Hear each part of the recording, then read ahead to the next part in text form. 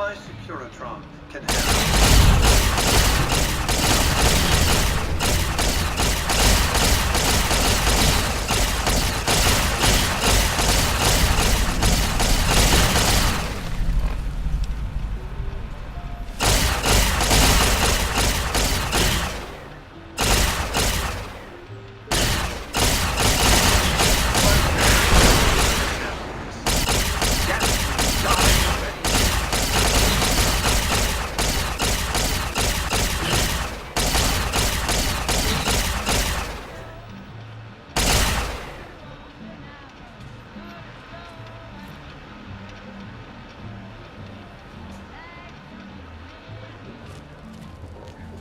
An attack in the dome from beyond the dome. Behold the power of science. My Securitron can help.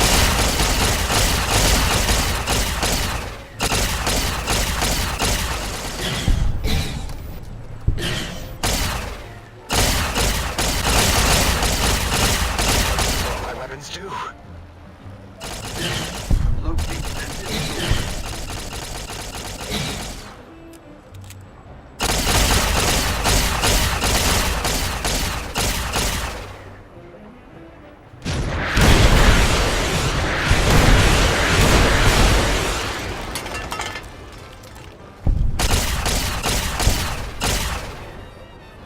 I don't even know what my weapons do.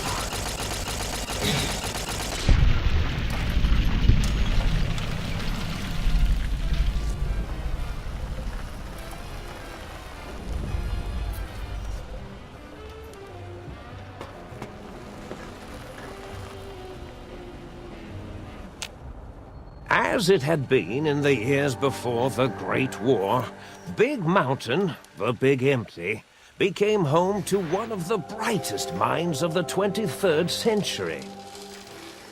The courier watched over the Big Empty for years to come, caring for it and keeping its discoveries safe until they were needed to help others. Which had always been Big Mountain's purpose.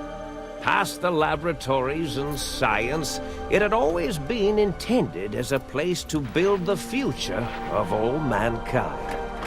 Although, truth be told, the courier had barely explored the crater in an attempt to rush through and be done with the whole thing. Perhaps that was for the best, however.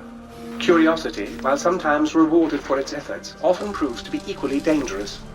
Dr. Mobius continued his research undisturbed in the Forbidden Zone. As much as he had attempted to create better scorpions, he tried the same with humanity, with considerably less success. These failures didn't bother him overmuch. Once the rush of mentats wore off, he forgot he had failed in any event. After all, the bright young mind who had come to visit him in the Forbidden Zone had already exceeded his expectations. The sink was strangely silent, which it had never been in previous years. The lack of personality modules made the base lifeless and sterile. As the courier made his way through the X8 facility, the computers analyzed the test subject's movements. They eventually created new cyberdons to root out commie traitors from the wasteland. Traitors like Betsy Bright, Richie Marcus. Although they couldn't seem to find any commies, so they turned on themselves, howling sonic barks that echoed miles across the landscape. The infiltration program in X-13 continued to scan for the subject and the stealth suit prototype long after the test was over. Frustrated and unable to find its lost technology, X-13 expanded its network of laser tripwires, sensors, and robo-brains out across Big Mountain. This glittering blue light-beam forest cleanly bisected anything that entered its depths, slicing them into small segmented parts for easy disposal. The courier left the brain at the Big Empty. A strange thing to say, but it was the truth. Brains are less important than they may seem. When the courier's body finally passed, the brain was saddened. It kept on, remembering the vessel that had once contained it. Even at the end, when it started to fail, however, the brain resisted going into a floating chassis like the think tank. It never said why. Perhaps it was out of respect for the courier's body. All things must come to an end, and to hang on to the past is something that's not to be undertaken lightly. The think tank basement, filled with lobotomized robotical frames of the doctors, now served as a graveyard. The monitors had recorded the battle in its entirety, including the think tank's final, shrill, terrified screams, whimpers, and pleas for mercy. They broadcast these humiliating last moments as a warning to anyone approaching the perimeter that other smarty pants were not welcome.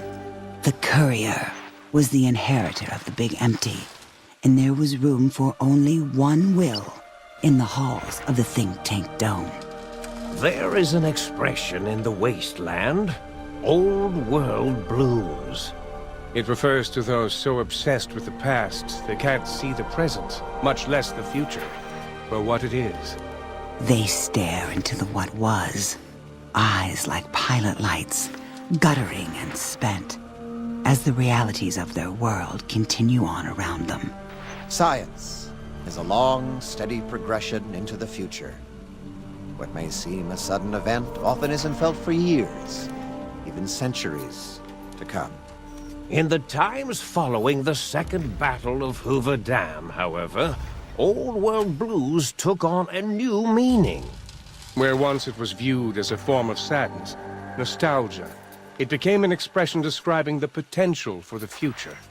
It can be easy to see science as evil, technology unchecked as the source of all ills, all misfortunes. With the courier at the helm, science became a beacon for the future. There was old world blues, and new world hope. And hope ruled the day at Big Mountain. We could say more, but the stories in the Big Empty speak for themselves. Now armed with the transportal Ponder, the courier could return to the dome at any time and crack open the secrets of the Big Empty one by one.